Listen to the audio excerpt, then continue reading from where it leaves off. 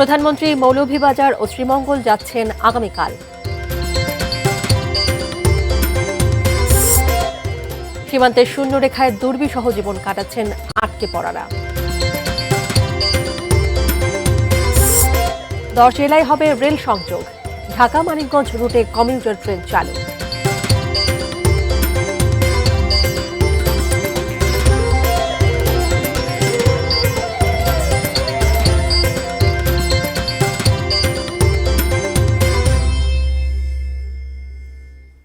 ATN news দেখছেন। দেশের খবরে আপনাদের সবাইকে স্বাগত জানাচ্ছি। আমি তানিয়া আহমেদ। নাসির সিনটেক্স গ্রুপের সৌজন্যে সংবাদ শিরোনামগুলো জানিয়ে দিচ্ছিলাম। এবারে বিস্তারিত। প্রধানমন্ত্রী তারেক রহমান আগামীকাল মৌলভীবাজার ও শ্রীমঙ্গল সফরে যাচ্ছেন। নিম্ন আয়ের মানুষের মাঝে ফ্যামিলি কার্ড বিতরণ সহ বিভিন্ন কর্মসূচিতে অংশ নেবেন তিনি। প্রধানমন্ত্রীর আগমনকে কেন্দ্র করে দলীয় নেতাকর্মী ও সমর্থকদের মধ্যে বিরাজ করছে ব্যাপক উৎসাহ উদ্দীপনা। আগামীকাল সকালে ঢাকা থেকে সিলেটে পৌঁছে সড়ক পথে প্রথমে শ্রীমঙ্গল ও পরে মৌলভীবাজার সদরে যাবেন প্রধানমন্ত্রী তারেক রহমান। সফরসূচি অনুযায়ী দুপুর 1টায় শ্রীমঙ্গলের ভিক্টোরিয়া উচ্চ বিদ্যালয় মাঠে 152 জন নিম্ন আয়ের মানুষের মাঝে ফ্যামিলি কার্ড বিতরণ অনুষ্ঠানে অংশ নেবেন তিনি। পরে দুপুর 2টায় মৌলভীবাজার সরকারি উচ্চ বিদ্যালয় মাঠে আয়োজিত অনুষ্ঠানে রাজনগর উপজেলার 155 জন নিম্ন আয়ের মানুষের মাঝে ফ্যামিলি কার্ড বিতরণ করবেন এবং সুধী সমাবেশে বক্তব্য রাখবেন। সফর শেষে বিকেলে সড়ক পথে সিলেটের উদ্দেশ্যে মৌলভীবাজার ত্যাগ করার কথা রয়েছে প্রধানমন্ত্রীর।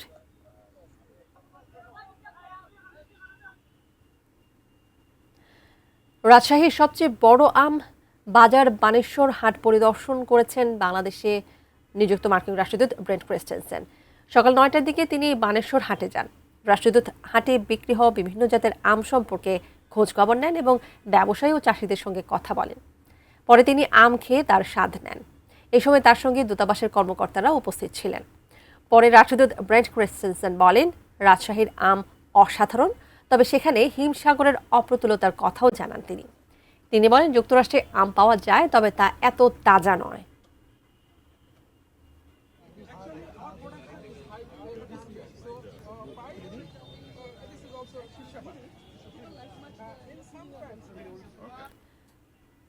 বিভিন্ন জেলার সীমান্তে ভারতীয় সীমান্তরক্ষী বিএসএফ এর পুশিনের চেষ্টা অব্যাহত রয়েছে। প্রতিহত করছে বিজিবি ও স্থানীয় মানুষ।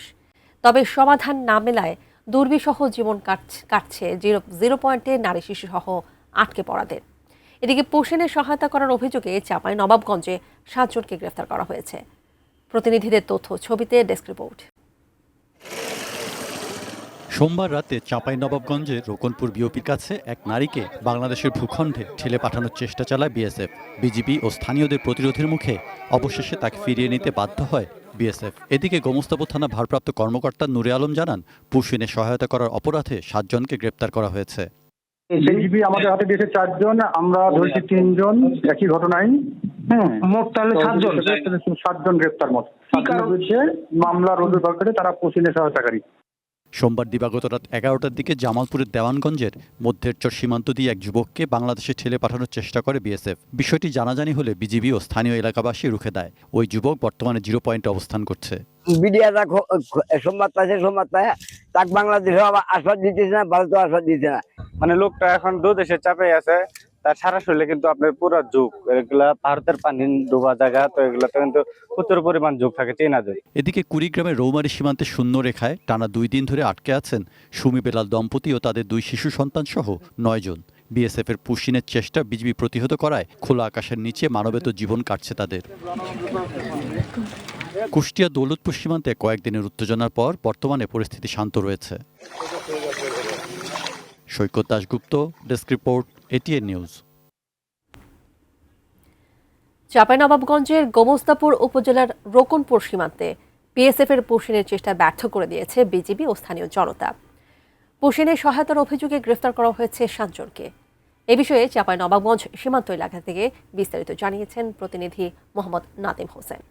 চাঁপাইনবাবগঞ্জ গোমস্তাপুর রোকনপুর সীমান্তে এই মুহূর্তে পরিস্থিতি সম্পূর্ণ নিয়ন্ত্রণে থাকলেও স্থানীয়দের মাঝে কিছুটা উদ্বেগ রয়েছে। তবে বিজিবি সর্বোচ্চ সতর্ক অবস্থানে রয়েছে। সর্বশেষ গতকাল সোমবার রাত 11:15টার দিকে রোকনপুর বিওপির 225 2/3 আর সীমান্ত পিলারের কাছে নদীপথে একজন মহিলাকে জোরপূর্বক বাংলাদেশে পুশিনের চেষ্টা চালায় ভারতের 88 ব্যাটালিয়ন বিএসএফ।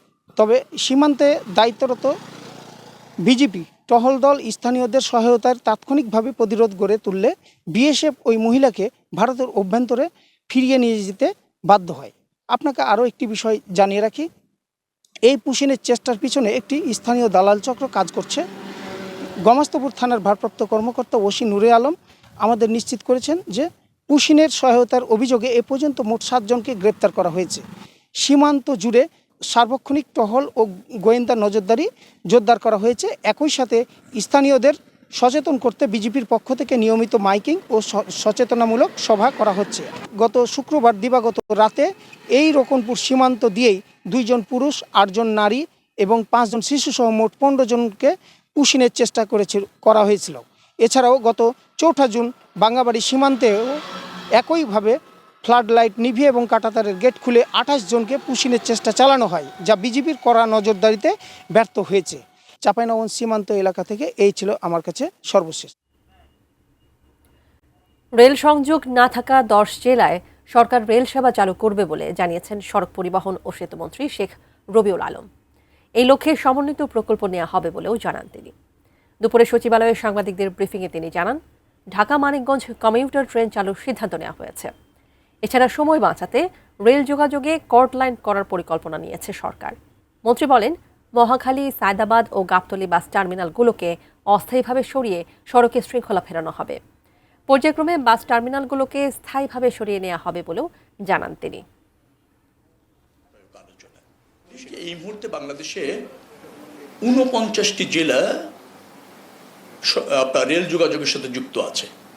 তো আমাদের নির্বাচনী ইস্তাহারে ছিল 64 জেলাকেই আমরা রেল যোগাযোগের সাথে যুক্ত করতে চাই। সেই লক্ষ্যে নতুন আরও 10টি জেলাকে কিভাবে রেল সংযোগ বা রেল যোগাযোগ বা রেল সেবা নিশ্চিত করা যায়, তার মানে আরও 10টা জেলা যুক্ত করতে আমরা চাইব। আমরা বর্তমান সরকার চাচ্ছে এবং চাইবে এবং তা বাস্তবায়ন করবার জন্য প্রকল্প গ্রহণ করবে। এবার সিঙ্গার বেকর সৌজন্যে ওয়ার্ল্ড কাপ ফুটবলের খবর।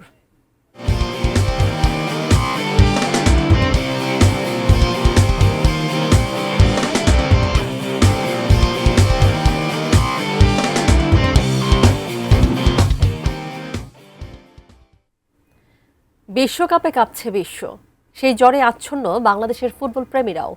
কতভাবেই না প্রিয় দেশের ফুটবলারদের প্রতি সমর্থন জানাচ্ছেন তারা। জার্সি পরে, শোভাযাত্রা করে, পছন্দের দলের পতাকায় বাড়ি মহল্লা রাঙিয়ে সবাই মাতোয়ারা বিশ্বকাপ ফুটবল উন্মাদনায়।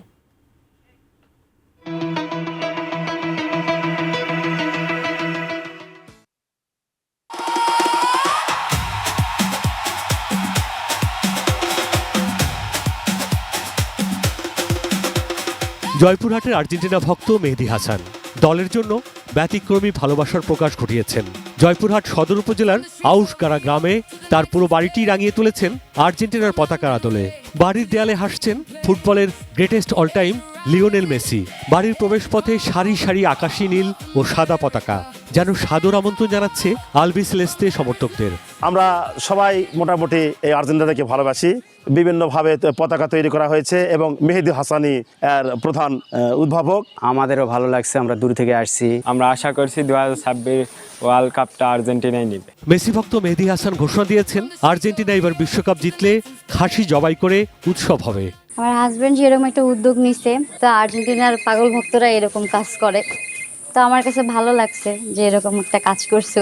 আর্জেন্টিনার প্রত্যেকটা খেলোয়াড় এবং প্রতিটা দর্শকদের আনন্দ করার জন্য আমি কাজটা করেছি এবং আমার ভালোবাসার দিক থেকে এটা আমি করে আমার খুবই ভালো লাগছে যে আমি এটা করতে পেরেছি। আর্জেন্টিনা টিম যদি বিশ্বকাপ জিতে তাহলে আমরা এখানে খাসি জবাই করে এখানে আমরা খাওয়ানোর একটা প্রোগ্রাম করেছি। চারদিকে ফুটবল উন্মাদনা। দেশের সর্বোত্তরের জেলা পঞ্চগড়, শহর থেকে গ্রাম, সবখানে ফুটবল জ্বর। ধুম পড়েছে পছন্দের দলের জার্সি ও পতাকা কেনায়। পাল্টাপাল্টি শোডাউন চলছে আর্জেন্টিনা ও ব্রাজিল দলের সমর্থকদের।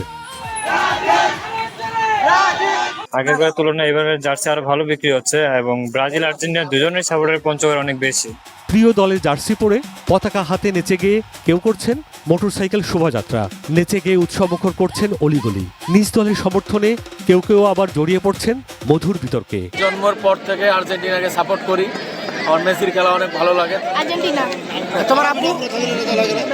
মেসি যে অর্জনগুলো করছে তারা শুধু তাকে সেই জন্য আর্জেন্টিনাকে সাপোর্ট করে, আর আমাদের নেবার কিছু অর্জন করতে তার স্কিল, তার খেলা, এটা দেখে জনগণ তাকে ভালোবাসে। আমাদের ব্রাজিলের 5টা কাপ আছে, আর্জেন্টিনার 3টা কাপ আছে। আগে লেভেল আসছে তারপর কথা বল। আর পঞ্চগড়ের মাটিতে আগেভাগে হয়ে যাচ্ছে ব্রাজিল বনাম আর্জেন্টিনার জমজমাট final match. Sudip Ghosh, desk report, ATN news.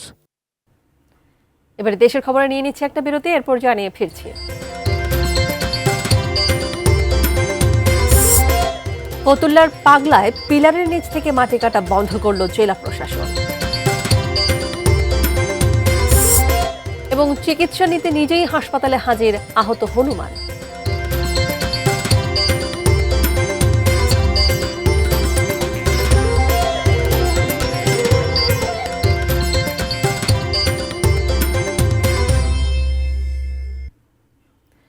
বিরতির পর ফিরে এসে স্বাগত জানাচ্ছি দেশের খবরে।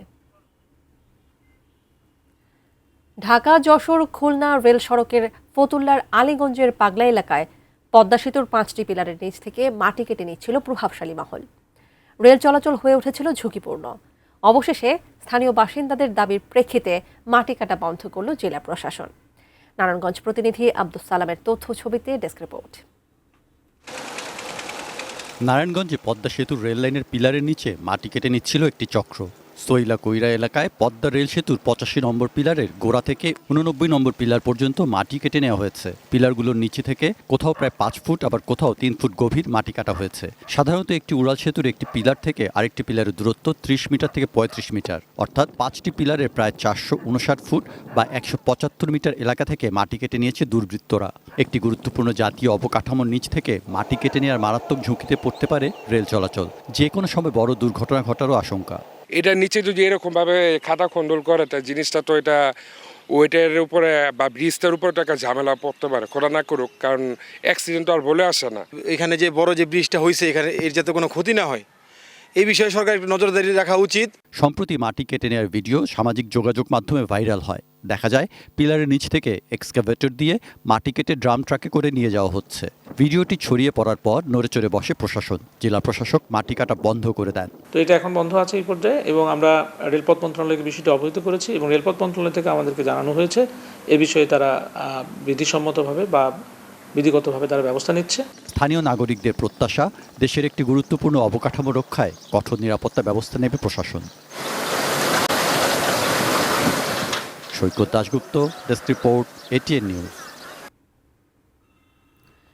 গোপালগঞ্জ জেলা শহরের পাঁচুরিয়ায় বেইলি ব্রিজ ভেঙে বালু ভর্তি ট্রাক, ইজি বাইক ও সাইকেল খালে পড়ে যাওয়ায় যাতায়াত বন্ধ হয়ে গেছে ব্যস্ততম সড়ক পথে।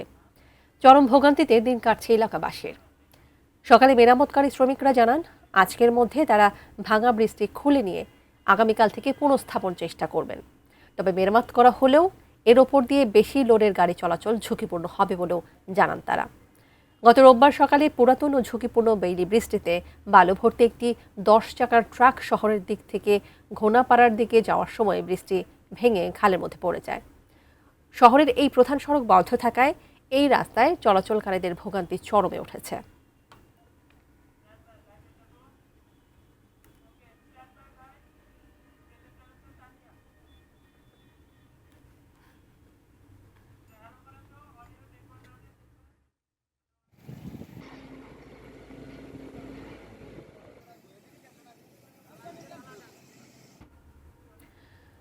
দর্শক, কুমিল্লা মেডিকেল কলেজ বোর্ড ছাত্র শিবিরের কেন্দ্রীয় নেতা জিসানকে সুস্থতার ছাড়পত্র দেয়ায় কিছুক্ষণের মধ্যে তাকে আদালতে আনা হবে। এ বিষয়ে বিস্তারিত জানাতে কুমিল্লা থেকে যুক্ত হচ্ছেন প্রতিনিধি হুমায়ুন কবির। জীবন কি আছে আপনার কাছে, আমাদের জানাবেন। ধন্যবাদ জানাচ্ছি আপনাকে। আমি এই মুহূর্তে আছি কুমিল্লার চিফ জুডিশিয়াল ম্যাজিস্ট্রেট কোর্ট আদালতে এসেছি। এখানে এসে যে বিষয়টি আমরা জানতে পেরেছি যে ছাত্র শিবিরের যে কেন্দ্রীয় নেতা জিচান মিয়া প্রধানকে মেডিকেল কলেজ হাসপাতাল থেকে সুস্থতা শেষে সারপ্রাপ্ত দেওয়ার পর তাকে কিন্তু আজকে আদালতে আনার কথা রয়েছে। কিছুক্ষণ পর হয়তো এখানে আনা হবে, আমরা যতটুকু জানতে পেরেছি। এবং আমি যদি বলি যে আসলে গত বৃহস্পতিবারে কিন্তু জিচান মিয়ার যে অপহরণের যে বিষয়টি সেটি কিন্তু আমরা জানতে পেরেছি। পুলিশ তাকে কুমিল্লার লাকসাম উপজেলা থেকে তাকে উদ্ধার করে কুমিল্লা মেডিকেল কলেজ হাসপাতালে ভর্তি করানো হয়। এবং আমরা যতটুকু জেনেছি আসলে ভুক্তভোগী নারীর মামলায় কিন্তু এই জিচান মিয়া প্রধানকে গ্রেপ্তার দেখানো হয়েছে এবং তিনি বেশ কয়েকদিন ধরে কিন্তু কুমিল্লা মেডিকেল কলেজ হাসপাতালে চিকিৎসাধীন অবস্থায় ছিলেন এবং তাকে সুস্থতা সারপ্রাপ্ত দেওয়ার পরে কিন্তু পুলিশ তাকে, যিনি মামলার আয়ও, তিনি কিন্তু আজকে তাকে নিয়ে কিন্তু কুমিল্লার এই আদালতে আনবেন এবং এখানে আমরা যতটুকু জানতে পেরেছি তার পক্ষে আইনজীবীরা জামিন চাবেন এবং জামিন যদি না মঞ্জুর হয় হয়তো তাকে কারাগারে প্রেরণ করা হতে পারে বলে আমরা জানতে পেরেছি। সব কিছু মিলে যদি বলি যে আসলে জিচান মিয়া প্রধানকে কারাগারে আনা নিয়েও কিন্তু ইতিমধ্যে কিন্তু কুমিল্লার আইন অঙ্গনে এছাড়াও রাজনৈতিক অঙ্গনে কিন্তু আলোচনা চলছে। এছাড়া যদি বলি যে আসলে দেশব্যাপী কিন্তু এই ছাত্র শিবির নেতা জিচানকে নিয়ে কিন্তু যে আলোচনা ঝড় উঠেছে সেটা কিন্তু আসলে সবাই কিন্তু অবগত আছেন এবং আজকে যে বিষয়টি আমরা হয়তো অল্প কিছুক্ষণ পর জানতে পারবো। তাকে যদি আদালতে আনা হয় তখন হয়তো বিচারকের সামনে যখন দাঁড় করানো হবে সেখানে যদি তিনি জামিন পান তাহলে হয়তো তিনি মুক্ত হবেন, আর যদি জামিন না পান তাহলে হয়তো তাকে কারাগারে প্রেরণ করা হতে পারে। তো সব কিছু মিলে এই ছিল কুমিল্লার আইনঙ্গনের আদালত পাড়া থেকে সর্বশেষ। জীবন, আপনাকে ধন্যবাদ। দর্শক, কুমিল্লা থেকে যুক্ত হয়েছিলেন হুমায়ুন কবির জীবন। ছাত্র শিবিরের কেন্দ্রীয় নেতা জিসানকে নিয়ে আপডেট জানাচ্ছিলেন তিনি। খবর একটা বিরতি নিয়ে ফিরছি, সাথেই থাকবেন।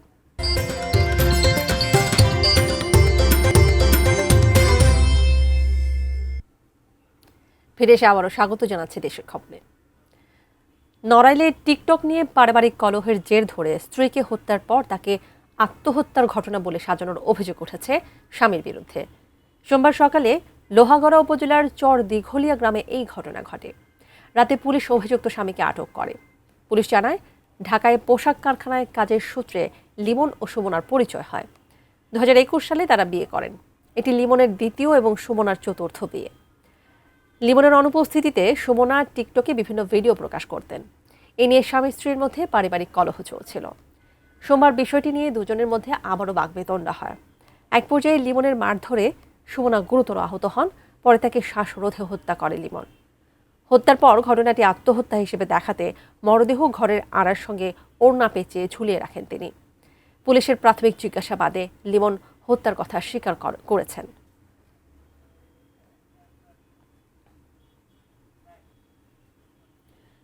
গাইবান্ধায় 5 বছরের সায়রা ব্রেন টিউমারের অসহনীয় যন্ত্রণা নিয়ে মৃত্যুর সঙ্গে লড়ছে। টাকার অভাবে থমকে আছে তার চিকিৎসা। অসহায় বাবা মায়ের আকুল আহ্বান, সরকার ও সমাজের বিত্তবানরা এগিয়ে এলে হয়তো বেঁচে যেতে পারে নিষ্পাপ এই শিশুটির জীবন। গাইবান্ধার সাদুল্লাপুর উপজেলার বনগ্রাম ইউনিয়নের দক্ষিণ মন্দুয়া গ্রামের বাসিন্দা সায়রা ও তার পরিবার।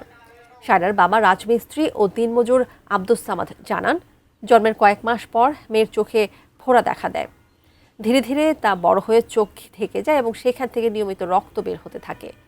বিভিন্ন হাসপাতালে চিকিৎসার পর পরীক্ষা নিরীক্ষায় ধরা পড়ে ব্রেন টিউমার। মেয়ের চিকিৎসা করাতে গিয়ে গরু ছাগল বিক্রি করেছেন পরিবারটি। ইতোমধ্যে প্রায় 2 থেকে 2.5 লাখ টাকার ঋণেও জড়িয়েছেন তারা। চিকিৎসকরা দ্রুত অপারেশনের পরামর্শ দিলেও এর জন্য প্রয়োজন প্রায় 5 থেকে 6 লাখ টাকা, যা দিনমজুর বাবার পক্ষে বহন করা সম্ভব নয়। তারা সরকার ও সমাজের বিত্তবানদের সহযোগিতার আহ্বান জানিয়েছেন।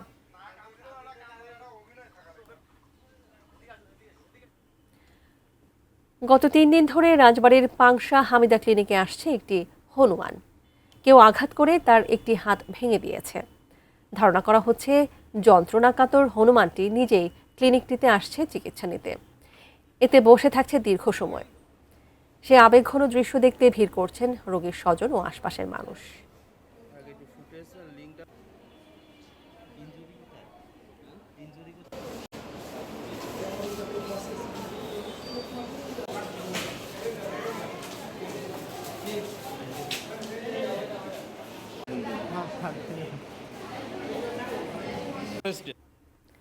এবার এক নজরে নাসির সিনটেক্স গ্রুপের সৌজন্যের সংবাদ শিরোনামগুলো আরও একবার জানিয়ে দিচ্ছি। প্রধানমন্ত্রী মৌলভীবাজার ও শ্রীমঙ্গল সফরে যাচ্ছেন আগামীকাল। সীমান্তে শূন্য রেখায় দুর্বিষহ জীবন কাটাচ্ছেন আটকে পড়া মানুষ। 10 জেলায় হবে রেল সংযোগ, ঢাকা মানিকগঞ্জ রুটে কমিউটার ট্রেন চালু। ফতুল্লার পাগলায় পিলারের নিচ থেকে মাটি কাটা বন্ধ করল জেলা প্রশাসন। এবং চিকিৎসা নিতে নিজেই হাসপাতালে হাজির আহত হনুমান।